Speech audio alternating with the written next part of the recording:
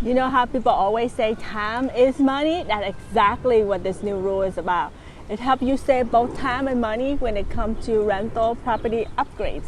So here what's going on. The new big beautiful tax bill that just passed in July 2025 brought back something called 100% bonus depreciation.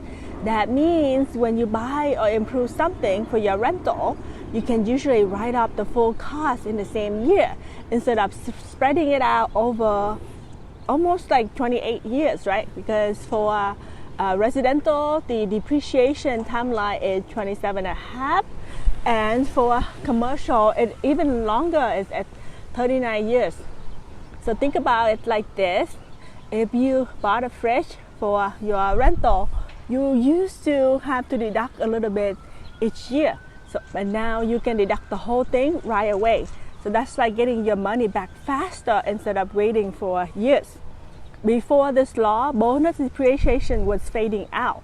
So in 2023, you could only take 80%, then 60% in 2024, and it was supposed to drop again in 2025. But Congress brought it back 100% for anything you buy and put into service after January 19, 2025.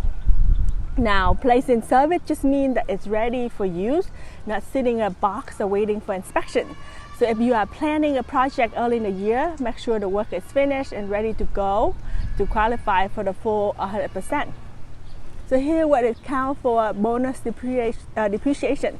So for example, appliances like stove, fridge, dishwasher, furniture, decor and fixtures. Flooring, lighting, and some part of remodeling. So outdoor work like fencing, driveway, or landscaping.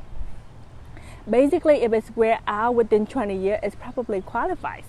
And here's something most landlords don't realize. You can also get this deduction to a cost segregation study. So that's when an engineer or a specialist looks at your property and split it into parts. So some part of your building lasts a long time, like the wall or the roof, but other parts like the electrical system, cabinets, and flooring wear out faster. So those faster wearing parts can be written off sooner with bonus depreciation. So it's like taking part of the puzzle and realize some pieces let you save money faster. Let me tell you about a few real examples. My client Alicia has a 4-unit building in Phoenix. So she spent $40,000 on renovations, like new HVAC, lights, and flooring. So we broke down her cost, and about $25,000 of it qualified for bonus depreciation. So that one deduction dropped her taxable income for the year by $25,000. So she used the savings to replace windows in another unit. Then there's Ben, who runs a short-term rental in Austin. He spent about $18,000 furnishing the place, like beds, couches, and kitchen stuff. Since all of those count as short-life property, he wrote off the full $18,000 that same year. So his rental income for 2025 ended up close to zero. And he told me, it feels like I got to furnish my Airbnb for free. And Carla and Louis in California brought a duplex for $450,000.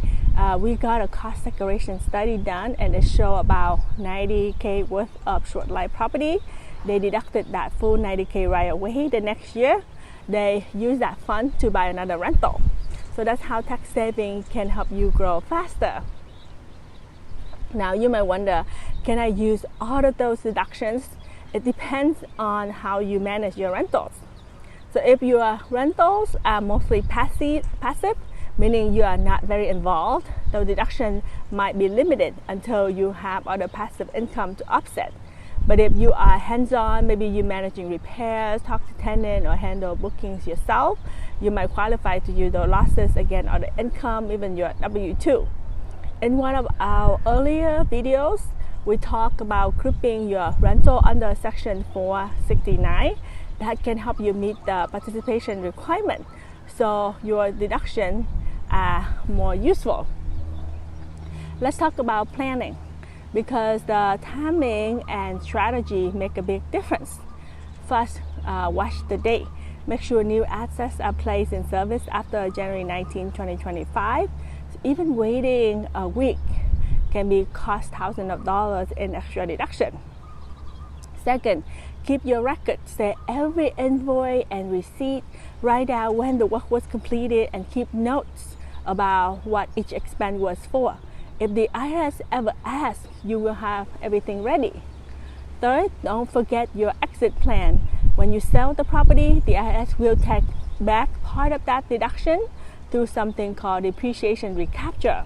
It's not a penalty, it's just a way for paying back part of what you deducted. You can avoid or delay that by doing a 1031 exchange, which let you roll your profit into a new property without paying taxes right away. Fourth, combine it with other credits. If you're upgrading to energy efficient systems, install solar panels, or putting a new window, you might qualify for federal or state energy credits. Take the credit first, then use bonus depreciation on the rest. Fifth, run the numbers before you decide. Sometimes it's better to spread the deduction over a few years. If taking it all at once will just create losses you can't use. Other time, taking the full amount now makes sense if you need to free up cash for another deal. A good tax professional can help you run both scenarios. 6. Don't forget about your state taxes. Some states don't follow federal bonus depreciation rule, so you might not get the same benefit at the state level. It's still worth doing for the federal savings, but know the difference so you are not surprised later. A few more quick tips. Used property can qualify too, as long as it wasn't previously owned by a related party. If you use the property partly for business and partly personal, only the business part counts. If you own several rentals, think about grouping them together so you meet the participation rules more easily.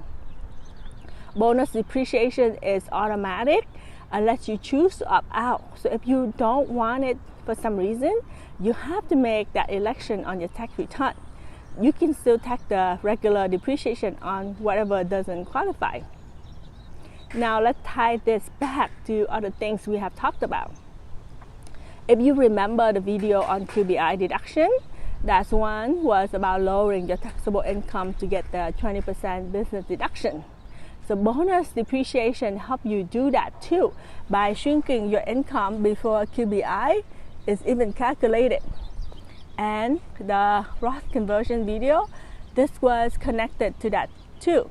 So if you take a big deduction in the year, your income drop, which might open a lower tax bracket, that's a perfect time to do a Roth conversion and move money from your traditional IRA while paying less tax on it.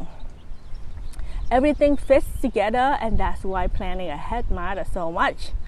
So here what I would tell you if we were sitting at your kitchen table just talking through your taxes. Write down every upgrade or repair you are planning for 2025 or 2026. Figure out what qualifies for bonus depreciation. Keep your paperwork clean. Then talk with your tax pro about timing, participation, and exit strategy. Because bonus depreciation isn't just deduction, it's a timing tool.